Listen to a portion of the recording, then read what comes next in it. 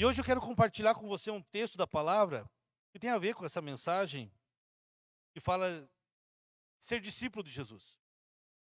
Eu quero convidar você a abrir sua Bíblia na Epístola de Filemão. É um capítulo só, está lá a última carta de Paulo a Filemão. Nós vamos meditar nessa carta.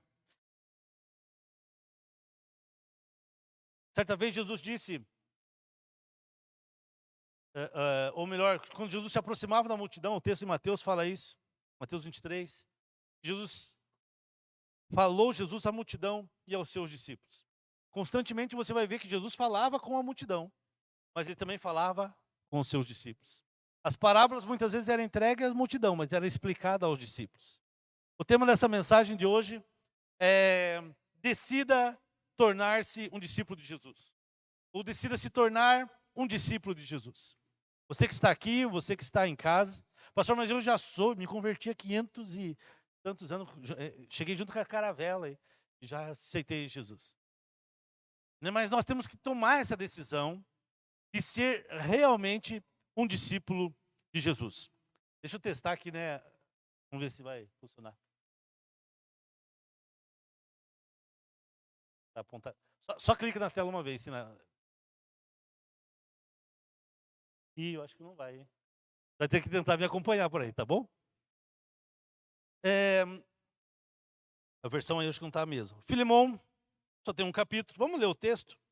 E à medida que a gente for caminhando, eu vou explicando. Então a tal vai ter que correr, então, que agora eu não vou seguir exatamente. Se der, deu. Se não der, principalmente as partes das divisões ali. John Stott, certa vez, ele disse: sou cristão não porque a fé cristã é atrativa, mas porque a fé cristã é verdadeira. Mas nós servimos a Deus não porque estamos seguindo Jesus porque é bom, é bonitinho, é gostoso simplesmente. Não, é porque é a verdade a seguir. Nem sempre vai ser atrativo.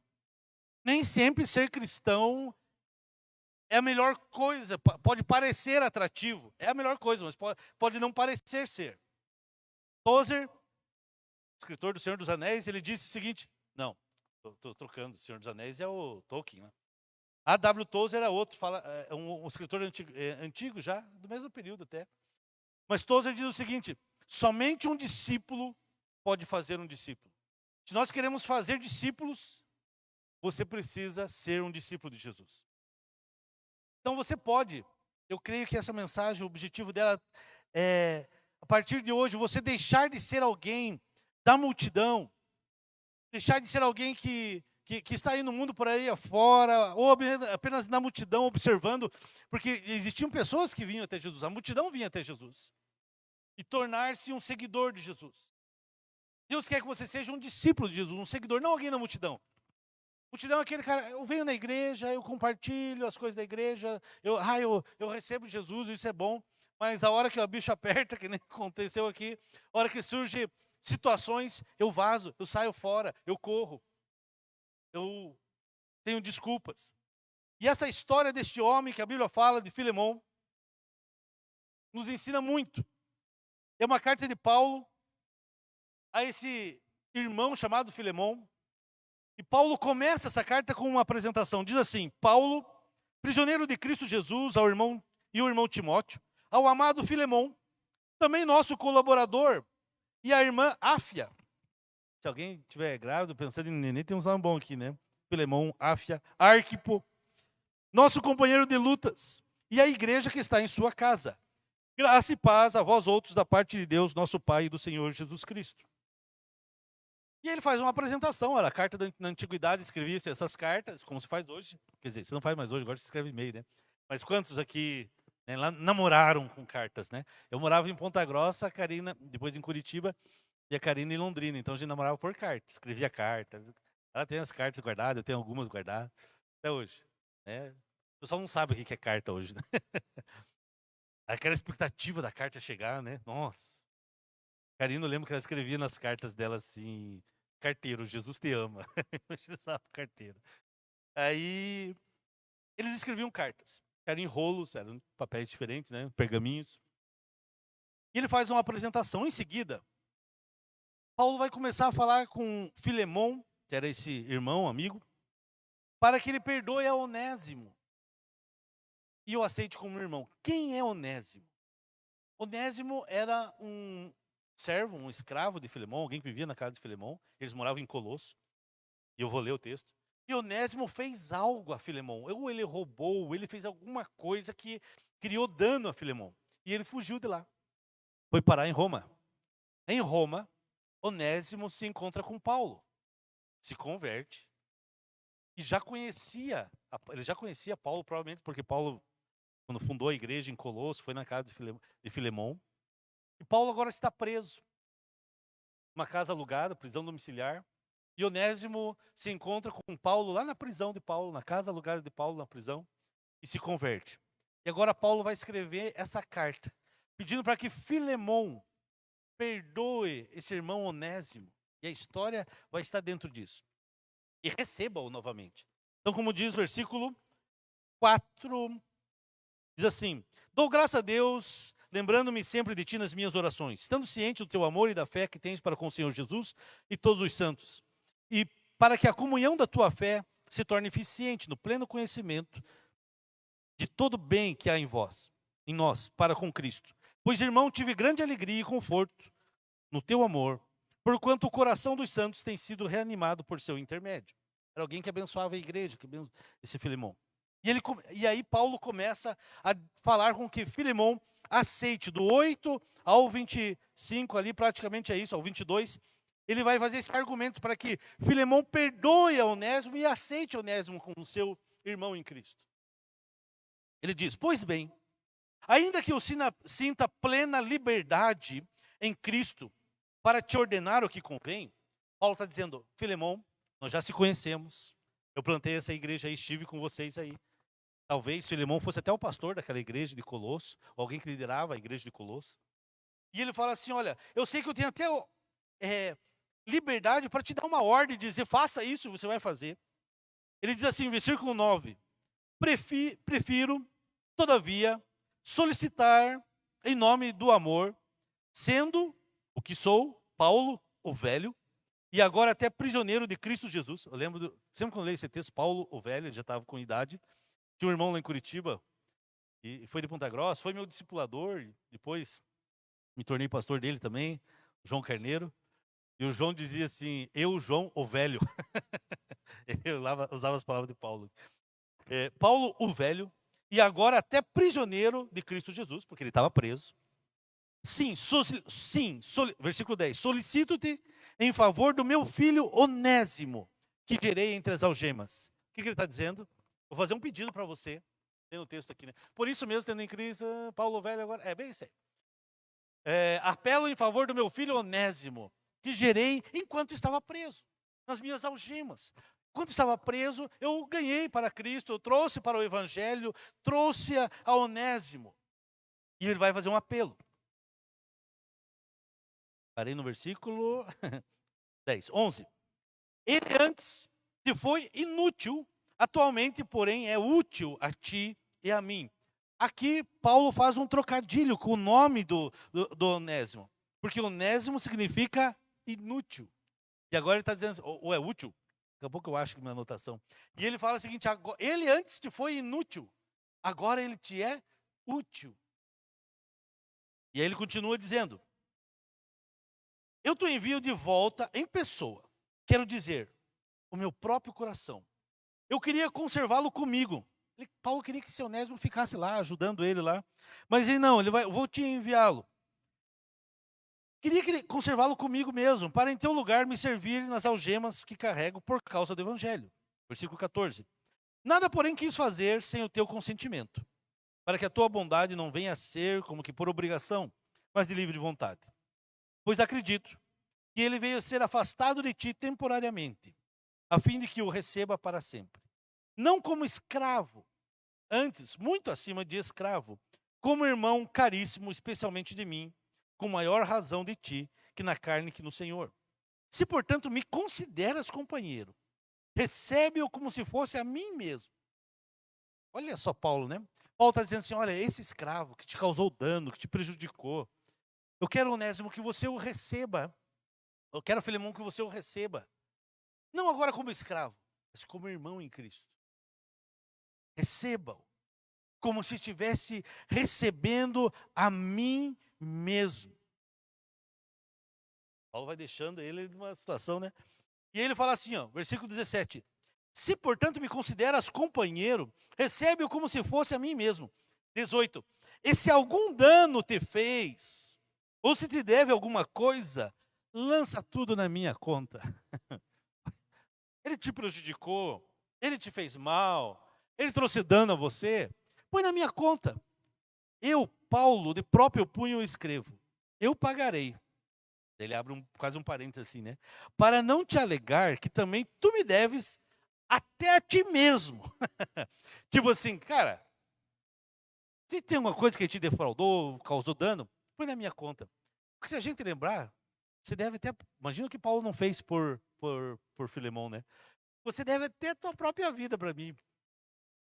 Paulo não tinha medo de falar, né? Sim, irmão, que eu receba de ti no Senhor este benefício. Quer pagar aquilo que você tem em conta comigo? Recebe. Reanima meu coração. Aí versículo 21. Certo como estou da tua obediência, eu te escrevo sabendo que farás mais do que estou pedindo. E ao mesmo tempo, prepara-me também pousada, pois espero que por vossas orações o serei restituído. Amados, esse texto, depois a gente continua. Essa parte central aqui, e aí tem as saudações finais de Paulo, né, no versículo 23, saúda-te, Epáfras, tal. E ele dá uma bênção apostólica. Essa carta é escrita a um indivíduo, a carta de Paulo a Filemão, é dirigida a um homem, como eu falei, devido a uma situação desse escravo, que aparentemente parece ser um roubo que ele fez. A Bíblia não diz como Paulo o conheceu, talvez já o conhecia antes lá em Colosso. Depois, quando ele foi para Roma, estava preso, esse Onésimo o procurou e eles se encontram ali. E esse homem se converte junto com Paulo, ou através de Paulo.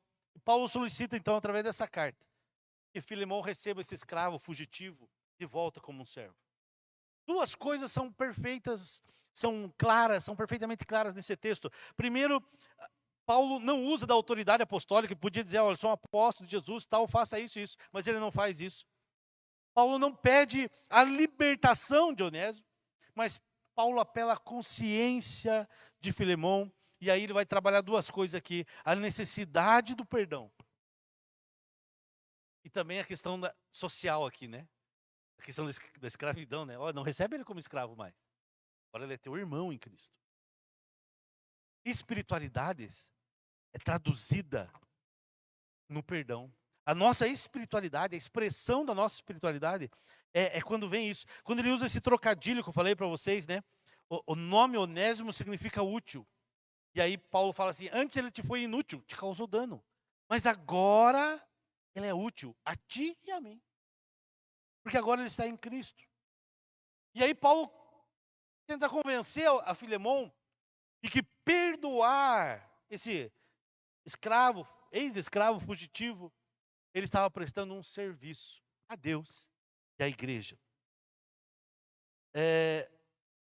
Esse texto, amados, nos mostra algumas características de um discípulo verdadeiro de Jesus. Tanto na vida de Paulo, tanto na vida de Filemão, tanto na vida de Onésimo. Então quero falar para você que para eu e você nos tornarmos discípulos de Jesus, como Filemão se tornou de Jesus e de Paulo, algumas coisas são básicas aqui. Tem uma listinha aqui. Eu não vou dizer quantas, senão você vai desistir. Mas vamos lá, versículo 5, a parte A. Estando ciente do teu amor e da fé que tens para com o Senhor Jesus e a todos os santos. A primeira coisa, viva a fé de forma pública e contagiante. Viva a tua fé de forma pública e contagiante. No teatro que a gente viu aqui, a Rebeca orou a Jesus, mas a hora de tornar público, de anunciar aos amigos, o que fez? Opa! Não. Pessoas, Jesus, como é que eu vou apresentar? A tua fé tem que ser pública. Paulo está dizendo o seguinte, olha, eu ouço falar da tua fé no Senhor Jesus. Eu tenho ouvido falar, Filemão, eu tenho ouvido falar do que as pessoas dizem sobre você e a sua fé. Não é porque Filemão dizia, olha, eu sou assim, eu sou um crente assim. As pessoas diziam de Filemão.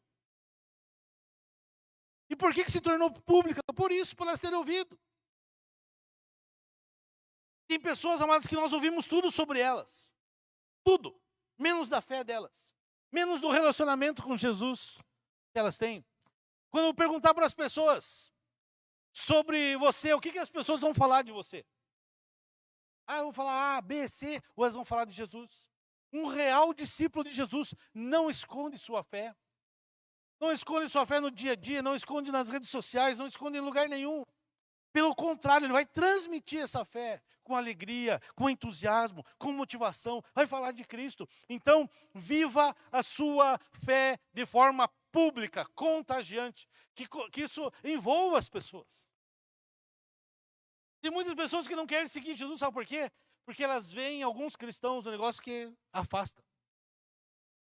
Tem muita gente dizendo hoje em dia o seguinte, cara, eu acho Jesus maravilhoso, não conheço, mas amo Jesus, acho lindo e tal. O problema é o fã-clube, né? O fã-clube que às vezes atrapalha o Senhor. Por quê? Porque alguns dão mau testemunho. Mas eu e você somos chamados para ter uma fé pública. Contagiante, contagiar as pessoas com aquilo que Jesus, não com religião, mas com a fé em Jesus. A segunda coisa para se tornar um discípulo de Jesus. Se você quer se tornar um discípulo de Jesus, evidencie o amor pelos irmãos da fé. Olha o que Paulo declara. Ele declarou também no versículo 5, e do seu amor para com todos os santos. Tenho ouvido falar da tua fé e do teu amor para com os santos. Amado, santo não é a imagem, não era o santo da igreja lá, não. Os outros cristãos são chamados de santos. A tua fé para com Deus e o teu amor para com os santos. Em Gálatas 6,10, Paulo fala, porquanto, enquanto temos oportunidade, façamos o bem a todos, especialmente aos da fé. Então, se você quer se tornar um discípulo de Jesus, viva a tua fé de forma pública e evidencie o amor. Por isso nós dizemos que nossa igreja, nós existimos, para levar pessoas a uma decisão pessoal por Cristo, evidenciar a nossa fé, levar a nossa fé. De amar, ensinar, juntos, amar, ensinar e servir. Amar pessoas. Servir pessoas, tocar pessoas. Se você quer ser um discípulo de Jesus, e esse é um tempo para você refletir sobre isso, é a temporada de reflexão sobre isso. Você tem que pensar que se eu quero ser um discípulo de Jesus, eu preciso ser um encorajador de pessoas. Olha o versículo 7. Ele diz assim, seu amor me tem dado grande alegria e consolação. Paulo tem falado. Porque você, irmão, tem reanimado o coração dos santos. Filemão era um discípulo de Paulo. Servo de Jesus. Discípulo de Paulo, aprendeu com Paulo. E Paulo está falando, olha, esse seu amor pelas pessoas, esse cuidado com as pessoas, tem sido de grande consolação, de grande alegria para a minha vida. Porque você tem me reanimado, tem reanimado o coração das pessoas. Talvez você conheça cristãos, irmãos na fé, santos em Jesus, cristãos desanimados. Talvez abatidos, seja situações da vida, seja por pandemia, seja por que for. Eu e você, nós somos aqueles que encorajam, que reacendem o coração dos santos. Amém? Você é um reanimador, você é um incentivador. Vou falar uma bobagem aqui, mas você é um liminha espiritual. Não é um liminho do Silvio Santos que fica lá, Só que você não vai só fazer barulho aqui. Você vai reanimar. Você vai dizer, vamos lá, cara, não desista. Vamos lá, vamos lá. Você vê naquelas provas da Olimpíada, Paralimpíada, a gente vê isso também, né? As pessoas estão lá correndo, sempre tem alguém lá, vamos lá, não desista. Aquele que reanima, aquele que encoraja. Que a sua vida leve alegria, consolo, renova aos irmãos. Amados, em dias difíceis, o coração dos santos precisa ser reanimados. Amém? Tem que ser reanimado. Em dias de inversão de valores, como vivemos, onde o certo é errado, errado é dado como certo, nós somos aqueles que, irmão, não desista, vamos lá, vamos adiante. Em dias de violência, em dias de injustiça, em dias de perseguição à igreja, aos fiéis, mesmo que sutil, nós somos aqueles que vamos encorajar pessoas a seguir a Cristo. Só que, lamentavelmente, existem pessoas que são conhecidas. Você conhece pessoas assim? Não aqui, mas já ouviu falar que lá na China tem uns cristãos assim. Tem aquele que é conhecido como o fofoqueiro da igreja. Tem aquele que é o avarento. Tem aquele que é o briguento. Tem o sem noção. Tem o nó cego. Tem crente de tudo quanto é tipo. Que em nome de Jesus, nós sejamos conhecidos como aqueles que são positivos, aqueles que colaboram, aqueles que encorajam, aqueles que apontam o caminho. Não só mostram os erros, mas oferecem apoio, aqueles que fornecem solução. Não ficam, olha, está errado isso, está errado aquilo. Mas o que você acha de nós fazermos assim? Por que não fazermos assim? Que tal fazermos isso? Traga soluções para as pessoas. Amém? Eu e você somos chamados para sermos como Barnabé, que era outro discípulo de Jesus, que ele ficou conhecido como José das Consolações, o cara que consolava a igreja, o cara que animava a igreja. Barnabé, o nome dele significa consolador. Ele é aquele que consolava, aquele que animava, aquele que não deixava as pessoas desistir. Paulo estava lá, foi enviado lá ficar num canto lá, esquecido. Barnabé foi chamado para assumir a igreja de Antioquia. Antes de ele assumir aquela igreja, vai lá, busca Saulo e traz para Paulo, né, para perto dele e diz, olha, temos uma igreja para pastorear. E desperta aquele ministério. Em quarto lugar, para você se tornar um discípulo de Jesus, sirva com base no amor. Versículo 8.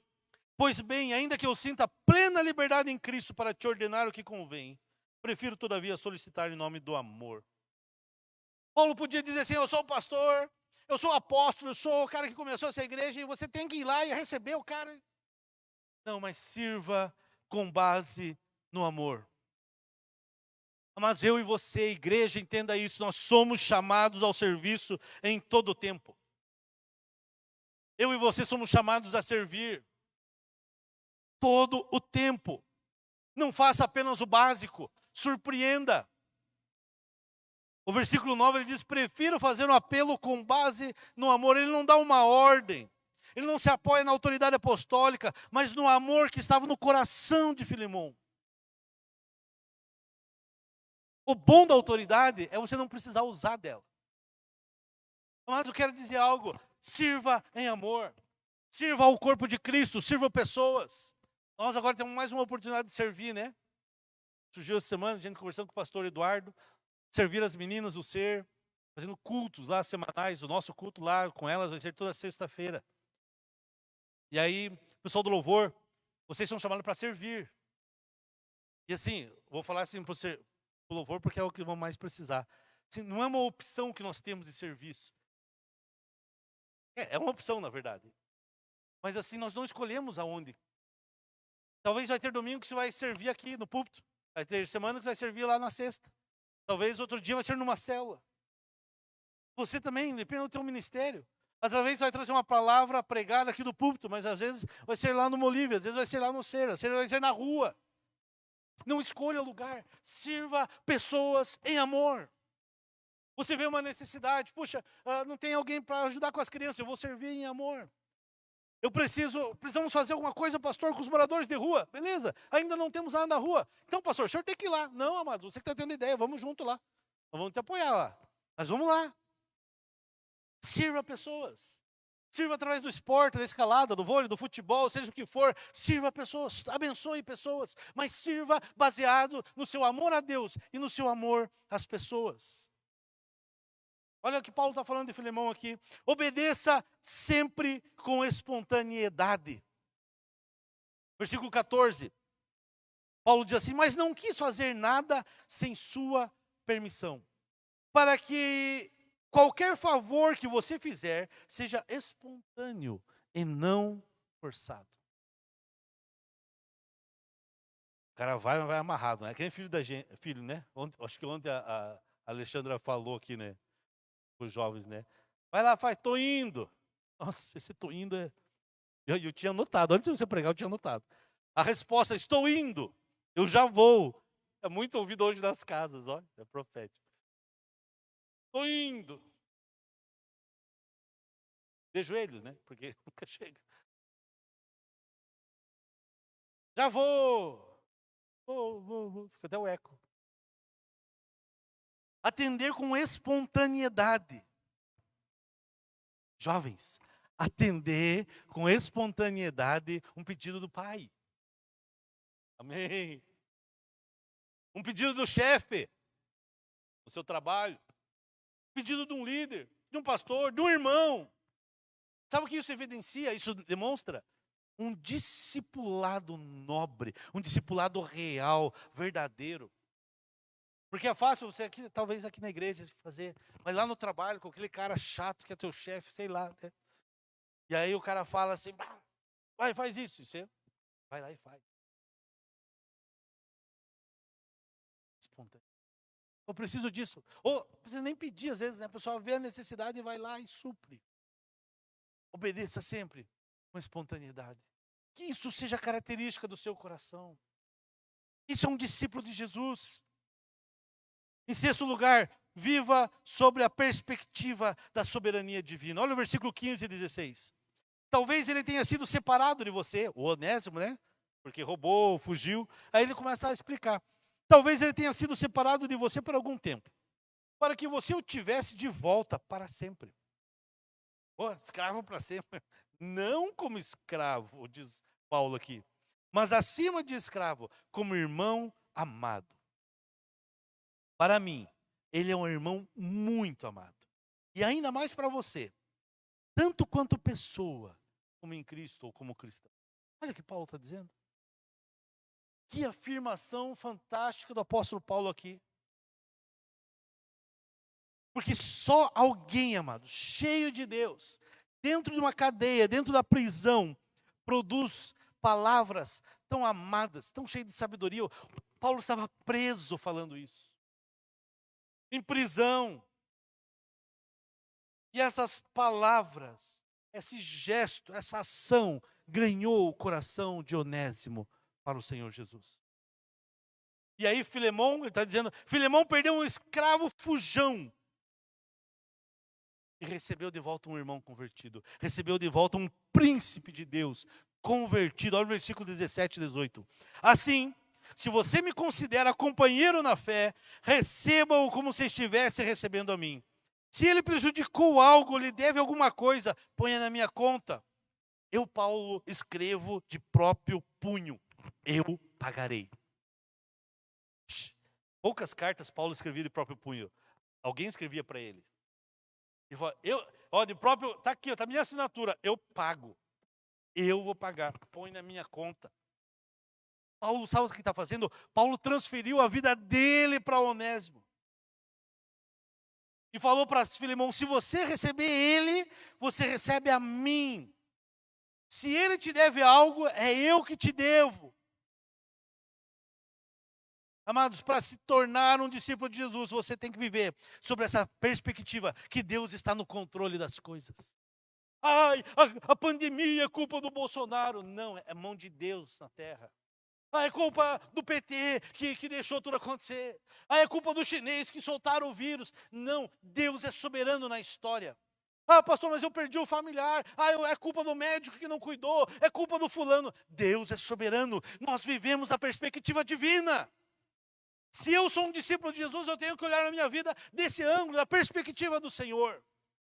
E aí eu preciso declarar a minha fé, andar em obediência ao Senhor, evidenciar o amor, encorajar pessoas, servir em amor, ser espontâneo na minha obediência e viver sobre essa perspectiva divina. Mas eu também, se eu sirvo ao Senhor, se eu quero me tornar um discípulo de Jesus, eu vivo na plenitude e abundância. Olha o que o versículo 21 fala. Escrevo-lhe certo de que você obedecerá, sabendo que fará mais do que eu lhe peço. O servo que é amoroso, o servo que é obediente, faz mais do que pede. Porque ele vive na abundância, então ele faz o quê? Na generosidade. Ele faz dependente da graça. Efésios 3, 20 e 21, Paulo fala que Jesus, ele fez mais. Infinitamente mais. Hoje de manhã, na hora da oração, coloquei essa música do Asaf, infinitamente mais. Ele faz muito mais daquilo que pedimos ou pensamos, segundo o poder que em nós opera. Fazer um favor é um dever. Agora, fazer um ato de generosidade é uma graça. Seja generoso, abençoe, surpreenda as pessoas. Se eu falo isso para os filhos, né, com escola, se a média é 7, você não pode tirar 7. 7 tá bom. Ah, mas eu vou passar. É 6, né? Agora é mais baixo em nosso tempo. Se não for 5 já, né? Escrever, daqui a pouco eles estão passando as crianças. Aí, não! Você não é médio, você não é medíocre, você não é igual aos outros. Você tem que ir além.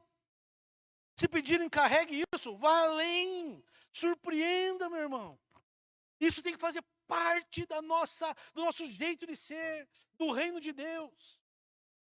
Não estamos dizendo que você tem um monte de coisa, não está dizendo de recurso isso, está dizendo que você dá, você é abundante no dar, você é gracioso no dar. Nós servimos a um Deus que Ele é, preguei esses dias atrás, o Pai pródigo, Deus pródigo. Por quê? Porque Ele é abundante em entregar, Ele é abundante em dar, Ele dá amor em abundância, Ele dá perdão em abundância, Ele extravasa esse amor. Ele transborda desse amor. E assim tem que ser sobre mim, sobre a sua vida. Nós temos que transbordar aquilo que Deus tem nos dado. Se você trabalha em alguma área profissional, por exemplo, e aí surge um jovenzinho na sua empresa, no seu negócio, e aí você fica assim, não vou ensinar, que daqui a pouco eu perco meu emprego, né? Vão querer pagar menos para ele, ainda vou ensinar ele, vai aprender tudo, vai ficar melhor que eu, ainda vão pagar menos. Não, transborde. Muda essa mentalidade. Quanto mais você receber, mais dá, ensine os outros. Se quer ser promovido, deixe alguém no seu lugar. Prepare alguém para que você possa subir, para que você possa crescer. Transborde, seja abundante, seja generoso. Amém? Em 8º lugar, estamos terminando. Sirva com seus melhores recursos. Versículo 22. Parte A, diz assim, além disso, prepara-me um aposento. Amados, sirva com aquilo que você tem, com seus melhores recursos. Receba na sua casa. Receba pessoas para festejar, para celebrar, para comer, para dormir, para abençoar, para conversar. Receba pessoas. Essa igreja local tem uma característica. Eu acho que é um dom de receber pessoas, de abençoar pessoas. Talvez muitos não saibam, né? Mas os principais eventos que acontecem em Maringá, quando é coletivo da igreja, da cidade, essa igreja está na história, né? As pessoas já procuram, os pastores procuram, teve SDA, teve Profetiza Maringá, teve não sei o que, teve o passado aí. Por quê? Porque sabe que o povo aqui, a igreja que tem um coração doador. Deus nos deu esse tempo, que hoje não é grande demais para nós, mas que abençoa a cidade. Às vezes pastores falam assim, vamos fazer um evento, está lá, usa a igreja. Nunca cobramos nada, né? Por quê? Porque é o que Deus deu. Abra sua casa para uma célula, abra sua casa para uma casa de paz, seja hospitaleiro, receba no seu lar.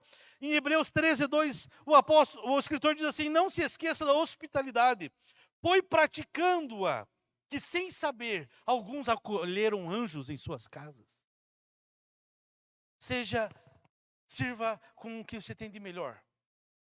Com a habilidade que você tem de melhor, com os dons que você tem de melhor, com os recursos que você tem de melhor. Em 9º lugar, seja um intercessor dos que sofrem injustiça. Olha o versículo 22, a parte B. Porque graças às suas orações, espero poder ser restituído a vocês. Ore e interceda por aqueles que sofrem. Se você é um discípulo de Jesus, quer se tornar um discípulo de Jesus, como Filemão foi de Paulo e de Jesus, seja o intercessor daqueles que sofrem. Ore o teu tempo a sós, o teu tempo de intercessão. Ore por nossos irmãos no Afeganistão. Mas a igreja sendo perseguida em vários lugares do mundo ali, hoje é o que está mais evidente. Pessoas sendo perseguidas, mulheres perseguidas, crianças perseguidas. Ore pelo Haiti, mais um terremoto, um povo tão sofrido, né? Tanta pobreza, tanta miséria, tanta corrupção, é mais um terremoto. Ore pelo Haiti, ore pelo pobre, pelos mais pobres, ore pelas crianças, pelos órfãos, orem pelos refugiados, orem para aqueles que sofrem, ore para aqueles que estão doentes. Seja o intercessor dos que sofrem injustiça. Em último e 10º lugar. Ufa, corri por causa do teatro. Essa carta nos ensina que para você se tornar um discípulo de Jesus, como Filemão, você precisa cultivar novas, eu diria, e extraordinárias amizades pelo reino. Nós temos falado que esse ano é o ano dos relacionamentos extraordinários. A palavra que Deus nos deu. Versículo 23 e 24. Epáfras, meu companheiro de prisão, por causa de Cristo. Ele vai dando a saudação dele, final da carta. Envia-lhe saudações, assim como também Marcos, Aristarcas, Demas e Lucas, meus cooperadores. Amados, você não deve viver sem amigos, mas você precisa escolher seus amigos. Tão bom ter amigo, mas não qualquer tipo de amigo. Guarde isso. A vida passa sempre pelos relacionamentos. A vida passa pelos relacionamentos. As lembranças que a gente tem estão relacionadas, ligadas a relacionamentos, a pessoas que fizeram parte da nossa vida, momentos que tivemos. Por detrás do sucesso de uma pessoa, sempre vai existir bons relacionamentos. Não é verdade? Mas também, por detrás das derrotas na vida de uma pessoa, existem maus relacionamentos. Nas vitórias, bons relacionamentos. Nas derrotas, maus relacionamentos. Porque a vida passa pelos relacionamentos. Tem amigos, relacionamentos extraordinários. Tem amigos para sempre. Amigos de Jesus. Pessoas que são amigas do Senhor.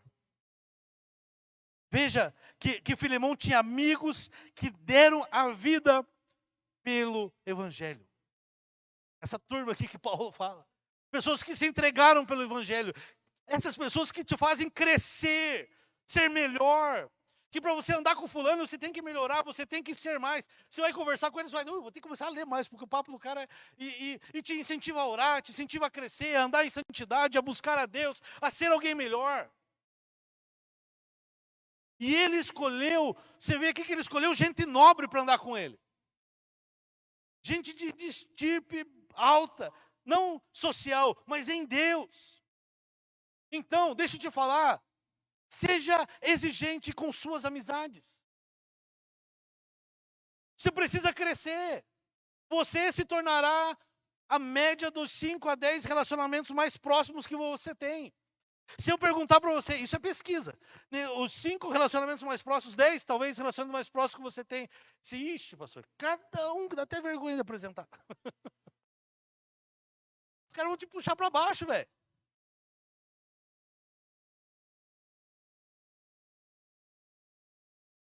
Crentes religiosos, pessoas religiosas, sabia? Eles podem ter também amizades ruins, destrutivas, negativas. Pessoa que só deixa para baixo, né? Vivo dentro da igreja, mas o cara tinha batizado com limão, azedo, amargo.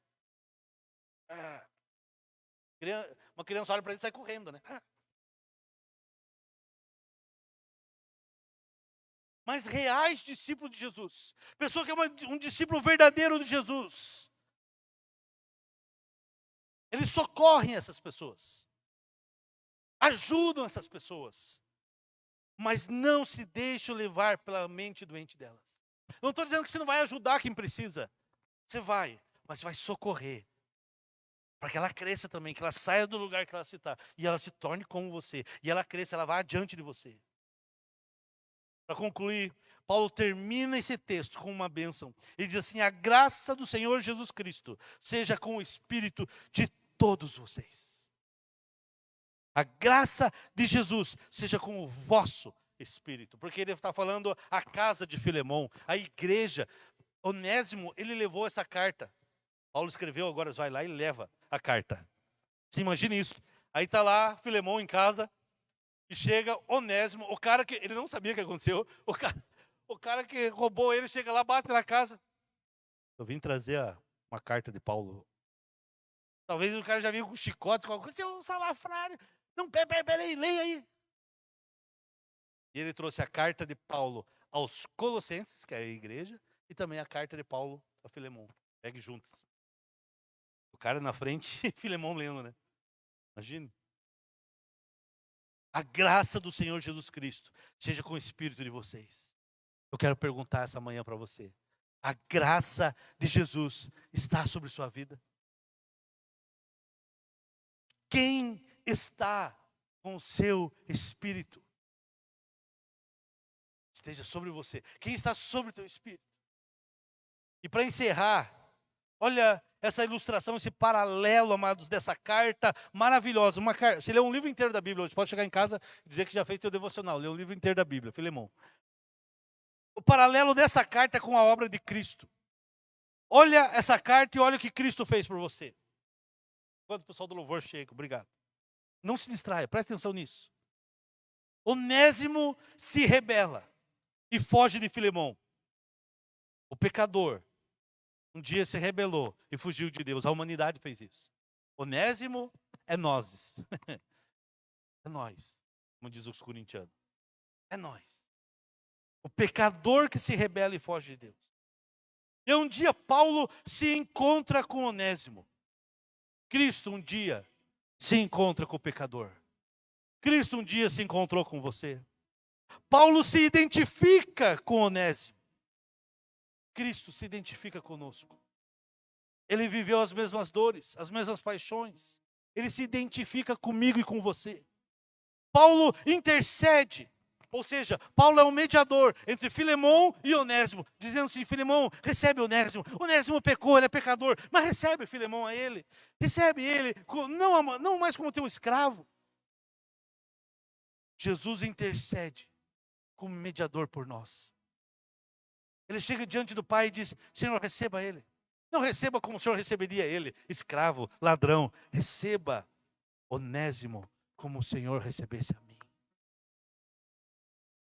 Jesus, ou melhor, Deus, ele te recebe, não você. Ele recebe você como fosse o próprio filho dele. Paulo diz assim, Paulo se dispõe a pagar a dívida de Onésimo. Se ele te fez alguma coisa, eu pago, põe na minha conta. Cristo, a Bíblia diz que ele rasgou o escrito da dívida que havia contra nós e pagou os nossos débitos, as nossas dívidas na cruz. Paulo falou assim: olha, ele fez muito mal, eu pago, está na minha conta. Jesus chegou para Deus e falou o seguinte: olha, eles fizeram muita coisa errada, eu pago, põe na minha conta. Paulo não pediu nada em troca. Jesus não pediu nada em troca. Onésimo não precisou fazer nada. O que eu tenho que fazer? O que eu tenho que fazer para você, Paulo? Para que eu agora? Não, nada. Sabe por quê? Porque é graça.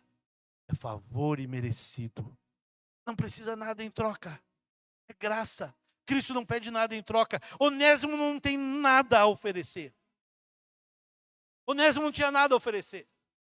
Eu e você, pecadores, não tínhamos nada a oferecer. Onésimo é reconciliado com Filemão. Eu e você fomos reconciliados com Deus. Onésimo tem acesso a Filemão. Eu e você agora somos escolhidos de Deus e temos acesso ao Pai diretamente por causa daquilo que Cristo fez. Onésimo agora é um irmão. A Bíblia diz que nós não somos mais escravos do pecado, mas nós pertencemos à mesma família, a família de Deus. Onésimo era inútil, agora ele é útil. A Bíblia diz que eu e você éramos velha criatura, agora somos nova criatura. Úteis ao Rei dos Reis e Senhor dos Senhores. Úteis ao reino de Deus, para sermos discípulos do Senhor. Você ainda é útil ao reino de Deus. Você é um discípulo do Senhor. Não pense que você não tem mais valor, que você porque alguma coisa aconteceu. A minha pergunta para você: qual será a sua resposta hoje para Jesus? Eu quero te convidar a ficar em pé, você que está na sua casa, a fechar os seus olhos também, curvar a sua cabeça. Qual é a tua resposta ao chamado de discipulado de Jesus, a andar com Jesus? Você é um discípulo de Jesus. Sabe qual que foi a resposta que Pedro deu? Em Lucas 18, 28, Pedro diz assim: eis que nós, Senhor, deixamos tudo e te seguimos. Discípulos de Jesus deixam tudo e colocam Jesus como a prioridade da vida deles. Esse é um tempo para nós crescermos e refletirmos. Nós não somos frequentadores de igreja. Nós não queremos encher esse lugar de frequentadores. Nós queremos tornar frequentadores em discípulos de Jesus. Queremos trazer pecadores para conhecer Jesus, que se tornem frequentadores, que se tornem uma igreja, que se tornem discípulos comprometidos a fazer a obra do Senhor, a missão do Senhor. John Piper certa vez diz: satisfação em Deus nos dá poder para amar as pessoas, independente do custo. Tem um custo servir a Deus. É difícil? É difícil. Não que você tem que pagar, é porque é difícil. Tem os prazeres, tem as oportunidades que o mundo aí fora tem. Você tem dons, você tem talentos para servir a Ele. Só que às vezes vai ter que abrir mão do seu tempo, de muita coisa. Mas John Piper diz: a satisfação em Deus nos dá poder para amar pessoas, independente da situação, do custo. Eu preciso estar satisfeito em Deus. A minha satisfação, a sua satisfação, só acontece em Deus. Essa manhã, o meu apelo é para que você responda a Jesus, dizendo: Jesus, eu quero ser um discípulo do Senhor. E como nós vimos nesse teatro, não simplesmente orar e dizer, né? E aí quando o Senhor aparece, Senhor, não é bem assim. Não, é assim. Feche seus olhos. A Bíblia diz que nenhum homem constrói uma torre sem antes calcular o preço dela. O Senhor nos chamou para sermos discípulos dele. E talvez você olhe para você: realmente, Senhor, eu não tenho sido um discípulo tão envolvido. Mas eu quero ser. Não existe discípulo que não é envolvido. Ou você é discípulo, ou não é discípulo. E dizer assim nessa manhã, ou seja lá onde for que você esteja ouvindo essa mensagem, que dia for, eu quero tornar-se um discípulo verdadeiro de Jesus. Sei que é um custo, quero servir, independente desse custo, porque eu sei que a satisfação de Deus vai encher a nossa vida. Ser cristão não é porque isso é atrativo, é verdadeiro.